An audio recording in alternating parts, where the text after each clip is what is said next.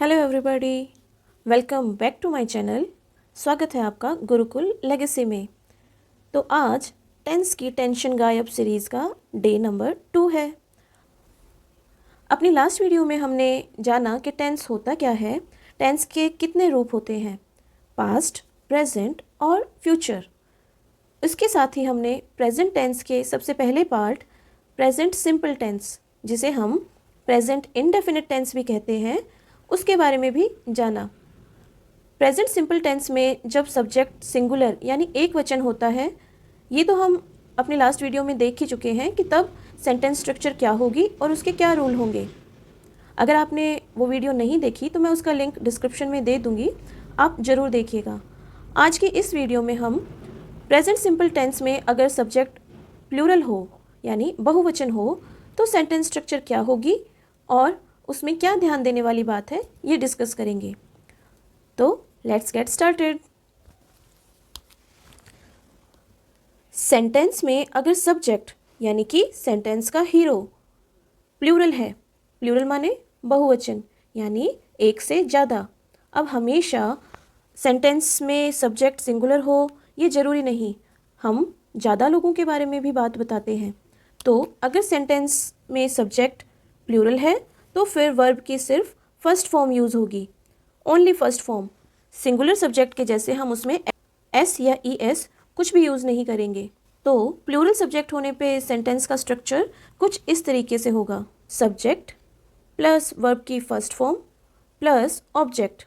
यहाँ हम वर्ब के साथ में एस या ई एस कुछ भी ऐड नहीं करेंगे, सिंपली वर्ब की फर्स्ट फॉर्म ही यूज़ करेंगे। ओके, अब सब्जेक्ट में क्या क्या हो सकता है, नेम्स, नेम्स यानी एक से ज़्यादा नाम दिए होंगे सेंटेंस में, या फिर यू, दे, आई या वी, इन प्रोनाउंस का यूज़ होगा।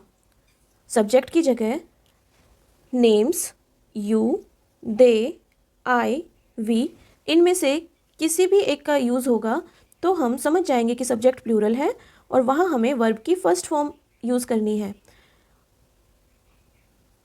और सिंपल प्रेजेंट टेंस की पहचान क्या होती है, मैंने क्या बताया था आपको, रिकॉल कीजिए। सिंपल प्रेजेंट टेंस की ये पहचान होती है कि उसमें कोई भी काम या तो हैबिट के अकॉर्डिंग हो रहा है यानी कि आदत के अनुसार हो रहा है, या हमारा डेली रूटीन का रोज़मर्रा का कोई काम है, या वो एक यूनिवर्सल फैक्ट है। तो ऐसे सेंटेंसेस में अगर सब्जेक्ट प्लूरल है तो सब्जेक्ट के साथ सिर्फ वर्ब की फर्स्ट फॉर्म यूज़ होगी। आई बात समझ में?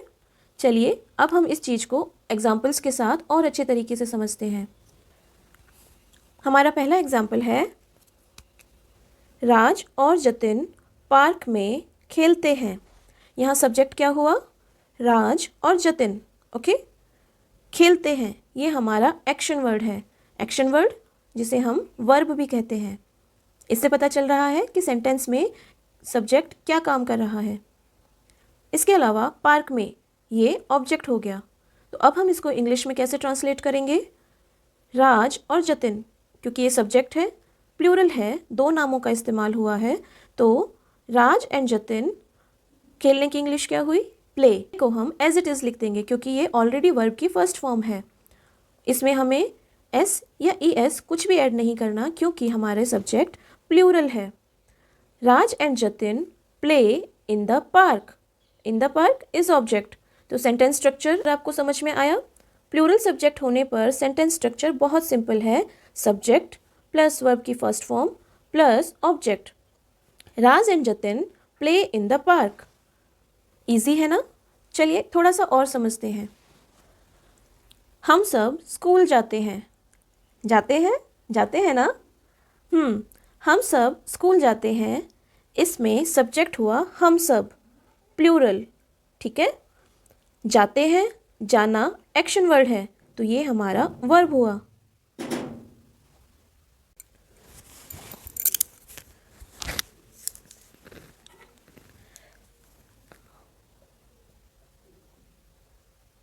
चलिए अब एक और एग्जाम्पल देखते हैं। हम सब स्कूल जाते हैं, यहाँ सब्जेक्ट क्या हुआ, हम सब, यानी कि प्लूरल सब्जेक्ट है हमारा। जाते हैं हमारा एक्शन वर्ड है, यानी कि वर्ब है, और ऑब्जेक्ट क्या हुआ, स्कूल। तो सेंटेंस स्ट्रक्चर क्या थी सिंपल प्रेजेंट टेंस में प्लूरल सब्जेक्ट होने पर? सब्जेक्ट प्लस वर्ब की फर्स्ट फॉर्म प्लस ऑब्जेक्ट। तो हमारा सेंटेंस स्ट्रक्चर क्या होगा? सब्जेक्ट वी, जाने की इंग्लिश, जाने की इंग्लिश गो, और ये वर्ब की फर्स्ट फॉर्म है। देन ऑब्जेक्ट यानी कि स्कूल, जा कहाँ रहे हैं, स्कूल। तो we go to school, subject plus verb की first form plus object. Easy है ना?